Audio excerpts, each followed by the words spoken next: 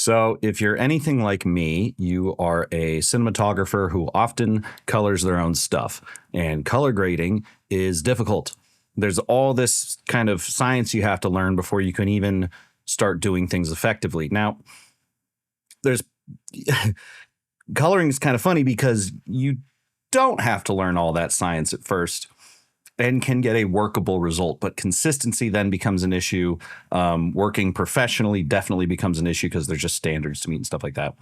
And over the past, 10 years, probably less, but roughly 10 years, I've been hard at it, trying to learn as much as I can. And I've met some of the truest industry experts who have helped me out over the past, taken plenty of classes and stuff like that. So I figured it'd be worth sharing what I know for free.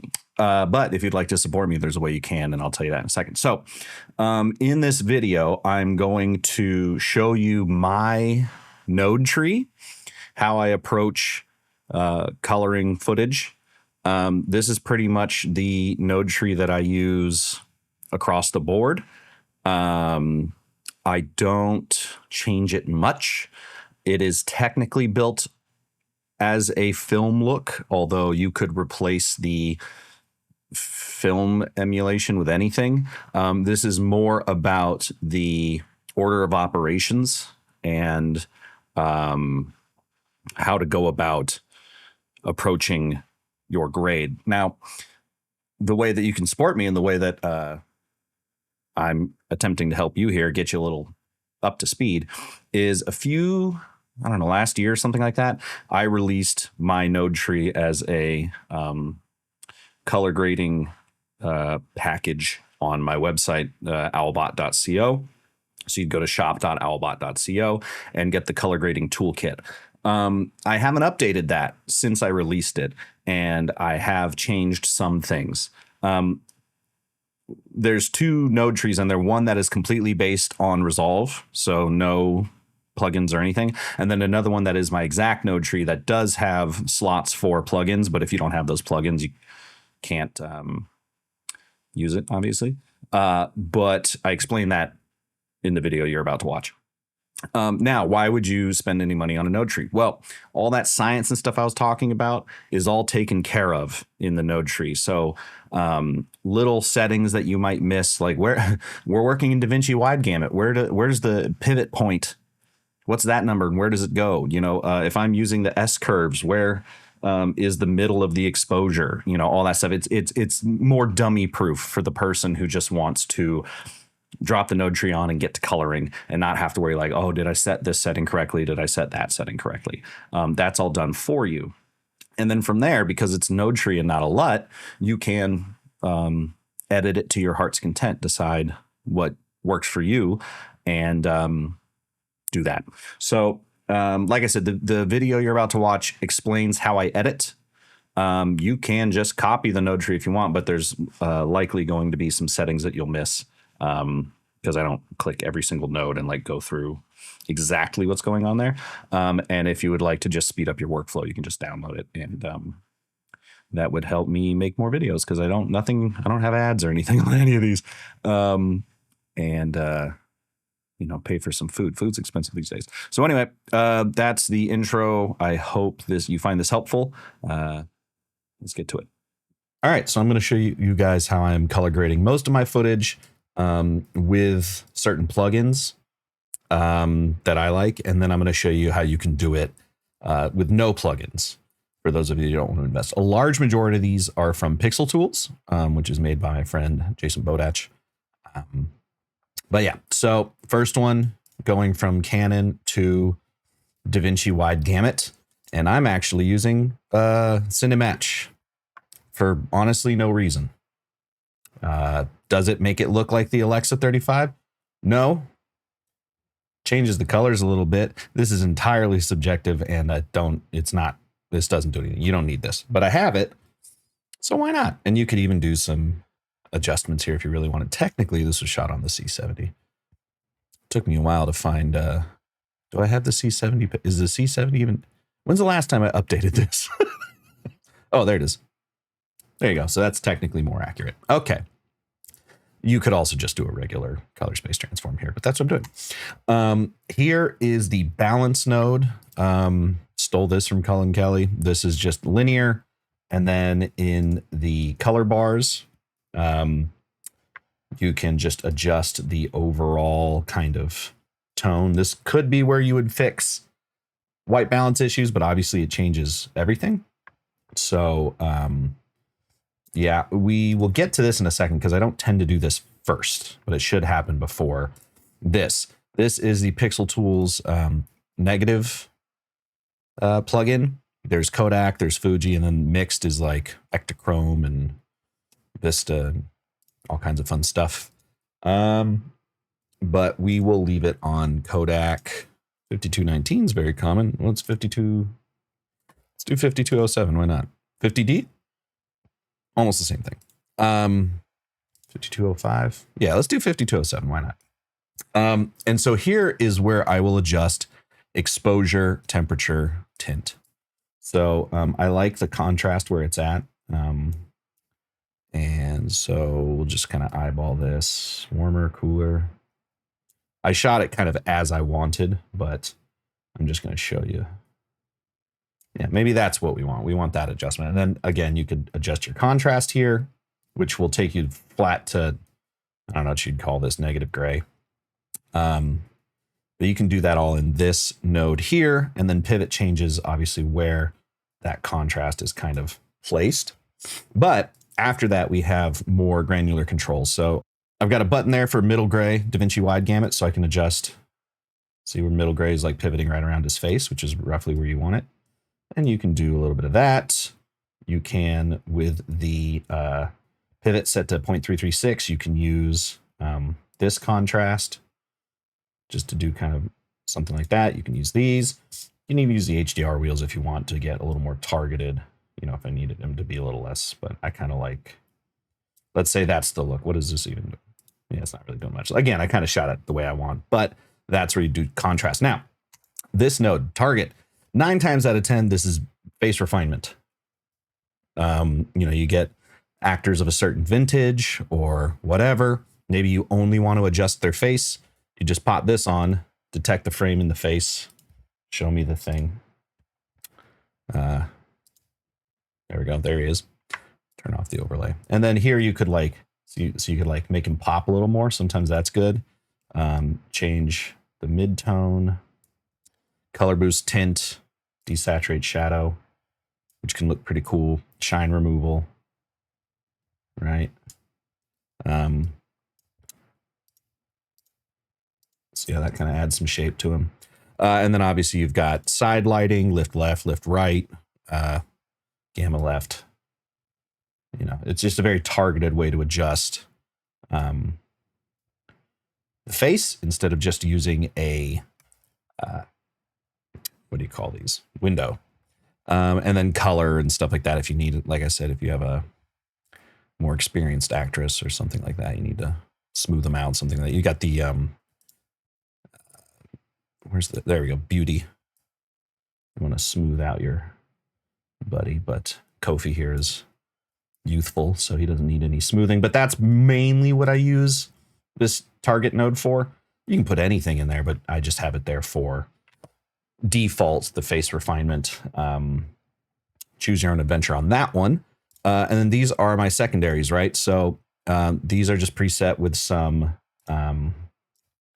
windows, right? So I've got, and I want to think of these photographically, right? So this would be like a flag, like maybe they're indoors.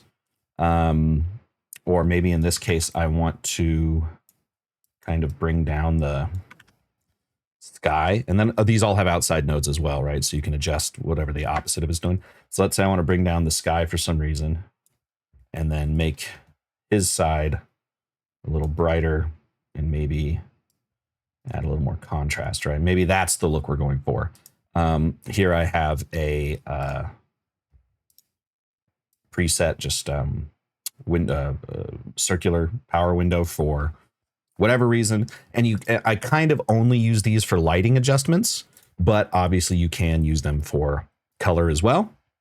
And then down here, the one that's kind of separated, we'll turn these off for now. But actually kind of like the way that looks with the, it's a little aggressive. Maybe I'd soften this up a touch, like maybe like that or something, but maybe a little less, maybe like that, who knows. And then depth map is great. I use depth map all the time. So let's say I only wanted to brighten Kofi up, right? Change the whole background darker, make him pop or something. Maybe adjust the color of the background. I don't know. Use depth map. Now, you may need a more powerful computer. I've got a pretty powerful computer, but the gist of this is you can select exactly where you want. So the white stuff, turn off the depth map preview. And then when I go and darken the background, see how it's just the background, right? And he's left alone. Super handy, especially if they're moving around, right? And it's a little more photographically accurate because, you know, if they leave that depth, it shouldn't necessarily stay the same amount of brightness, right? That's not how light works in reality, unless you were to follow them with a spotlight or something. So that's how I use depth map for the most part. And I find it very handy because if you were to do this, right, and like try to circle him up, he's going to get this halo around him, right? If I were to, let's say, brighten up the background, see there's that halo, that's no good. So we want depth map. So that's what I use there. Yeah, look, that kind of looks cool. And I kind of like that. From there, we have hue shift from Pixel Tools. This is how I adjust color for the most part. This is also where we can add some density, which can oftentimes look really good, especially on certain sensors that maybe have a thinner negative color-wise, so to speak. Saturation can also be controlled here, but I like the saturation as it is. But like skin tones, for instance, let's say they're looking a little too pink, a little too green. You pop open the checker, and this is the exposure selection, which our exposure looks good. But if I go to skin, see, it'll show me green, yellow, and red, to red, skin, to yellow. I tend to find that somewhere between, it's funny that to yellow is green, somewhere between skin yellow and to yellow green is good. Don't like too much red. So with that turned on, you can go to hue shift and then go to the skin hue and adjust it to where you want. Now, like I said, he's already looking pretty good, but let's say that's where we wanted it. Maybe his, you know, this was for a fashion campaign for this clothing company he's working with. So maybe we figure out where's the green. His jacket is green and probably yellow. Yeah, green and yellowish. So maybe if we take the green hue, maybe it needed to pop a little more like that. Ooh, and this might be where you need to get a little targeted, but I think that looks fine. And then you could go through and fix the hue of the face if necessary. Give him a little more red. So maybe like that was the look of the jacket, and we didn't like it as warm. We wanted it a little more green. That's where you'd use hue shift instead of using qualifiers, right? Because qualifiers can get messy. This is a more global adjustment. Where's the thing I'm looking for? There we go. The regular qualifiers that you're used to, but obviously the 3D qualifier is very good. From there, split toning, right? This is all the thing that I like about this workflow. Thing I like about this workflow is it's preset in such a way where I don't have to think about the math of anything, right? This knows it's DaVinci Intermediate. Everything else is in, you know, you right click. These are all preset DaVinci Intermediate, DaVinci Wide Gamut. So I know it's all photometrically correct, right? So split toning, you know, you can adjust. Maybe I want the sky to be nuclear blue and I want the shadows to be this kind of this cool looking look here. Maybe that's what I want my split toning, and it'll show you the patches down here so you know what you're doing. Oh, one thing to note about the checker is because I have this LUT here at the end, which we'll talk about, it's actually bringing me down like half a stop or something like that. So when I go to false color, this says it's 1 over. It's more like key. I have to mentally think like, oh, make it a little hotter on the checker because the print LUT is bringing it down a little bit. This isn't always the case, just something to be aware of when you are creating your node tree. Because the checker doesn't work on 709 footage, right? So it does, but it'll only show you like IRE values, which isn't super accurate. I like to know what it is in stops. So something to be aware of. The checker is free, by the way. So yeah. So now we've done our cool little split tone. Here are 2 auxiliary nodes that I just have turned off if I ever need to do some textural work. So let's say I wanted to throw in DigiDiff, right? Going to put some diffusion on there and change the input gamma to DaVinci Intermediate. And let's say Glimmer Glass. See, now we've got that.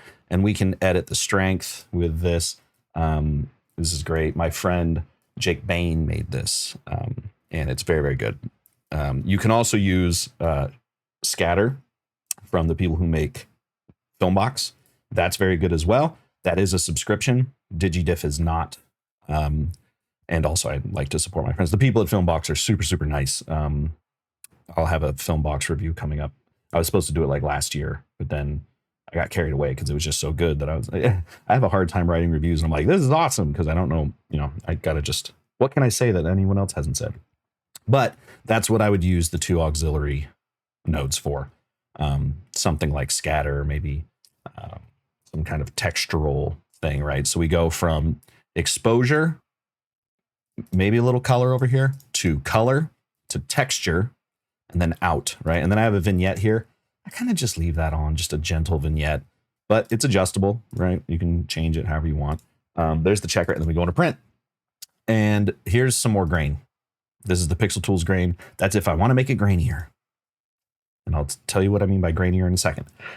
Here I have JP2499. You can get this on GitHub. It is free. I tested a bunch of DRTs, a bunch of also known color space transform. And I tried this one. I tried the one built into Resolve. I tried a couple other ones, LUT based, whatever. And I found that I like 2499 the best. And you can also adjust some things here like purity. I think purity can give you more of like a Technicolor kind of look because it like unifies a lot of the colors. Let's go into the vector scope rather. And yeah, I don't know. But play with it. I'm not a scientist. I don't know what these do. Here is a 2383 LUT. It's a custom one, but don't worry about it. This is going into 709. This only adjusts color and a little bit of exposure and contrast, which is what I was talking about earlier with the checker, but I prefer that one. Now, this is all grain. I found, this could be hearsay, I don't know, but the people who make live grain, which is the, I suppose, current industry standard for feature film grain emulation, what I heard was basically what they were doing is they modeled shadows, midtones, and highlights. They like shot a color chart or something, I don't know, a gray ramp chart, and then modeled their grain after what film does in the shadows, mids, and highs. So I did the same thing. I went and got a gray patch and ramp chart, put on Genesis, because I figure their grain emulation is probably pretty accurate based on the pedigree. And in using just the regular Resolve film grain, made my own live grain type thing. I like the way it looks. It's a little more subtle. You should be able to do this with the shadows, midtones, and highlights thing, but I found that the like texture and grain size and all that changes per exposure value. So I went and did my own thing. I don't know if it's accurate, but I like the way it looks. And then, like I said, if I want more grain, I can use the Pixel Tools thing. You could just use the Pixel Tools thing. I'm sure it's very accurate.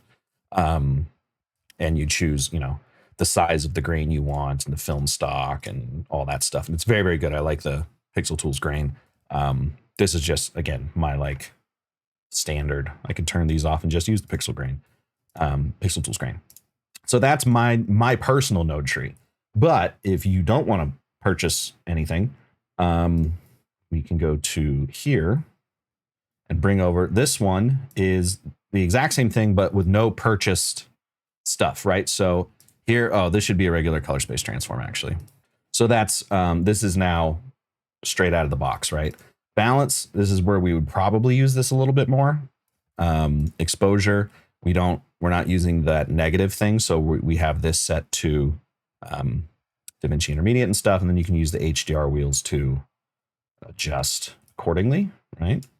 Contrast is exactly like it was. Target, exactly like it was. These are all the same. Instead of hue shift, get rid of hue shift. This would then be color slice. I don't know if it needs to be. I would assume it has to be color space aware. And that's right here. And this basically does the same thing.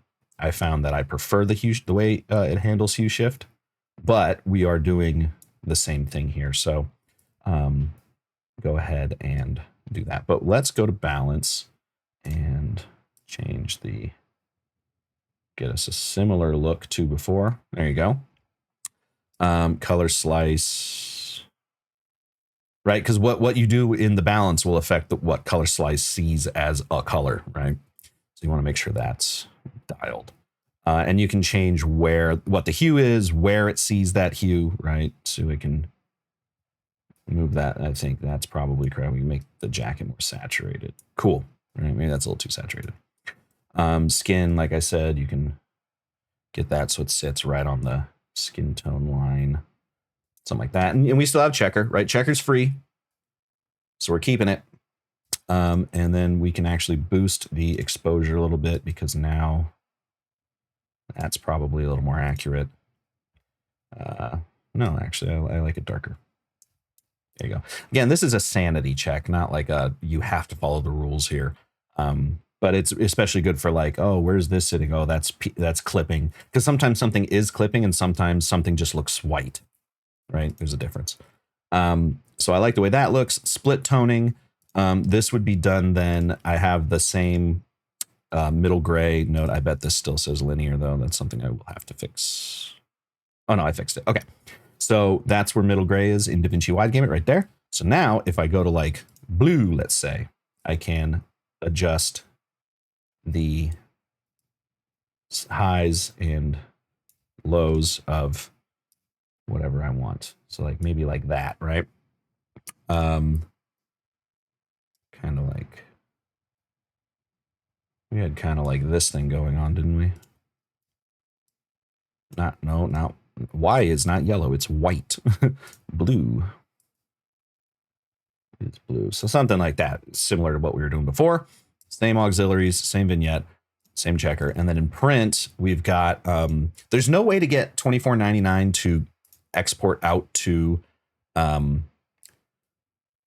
Cineon. So we're just using a regular CST here, going from DaVinci Wide Gamut to 709 Cineon, which is what the built-in film print look DaVinci is. And then there's my grain again. And it, you know, same thing. It's just not using plugins. Plugins are not necessary, but there they are. And you get a pretty similar look to what we were doing before. That's my node tree. That's how I use it. I don't tend to need to add anything to this.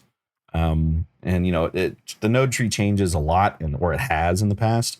I've been sitting on this for a while, but I haven't been able to show anyone it because all the footage I have shot for these 5 documentaries I've shot, I can't use that footage to show you anything because it's all NDA'd until the stuff comes out.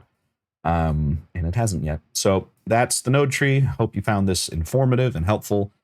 Big key to remember is when you're doing this, make sure that all your nodes are color space aware. If you're using a regular color space transform on both ends, all these nodes should be, but I just make sure I go in and set that. And even in here in the HDR wheels, I will go through and adjust so that those are all, so that everything, oh, that was on the print node. That's why that didn't show up. I was like, I thought I did this.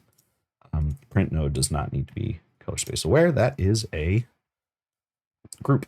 But like I said, it's done on this side. I just do it everywhere. Like I said, important thing to do, unless like balance, right? That's supposed to be linear. So leave that. Exposure, contrast, depends on how you want to handle contrast. If that's in linear, DaVinci Wide Gamut. Color space, right? We all said color slice, rather. Everything is color space aware. These ones, color space aware, right? Good. And yeah, this one, right? Yep, good. And that's it. There you go. Hope it was helpful, like I said, and see you around.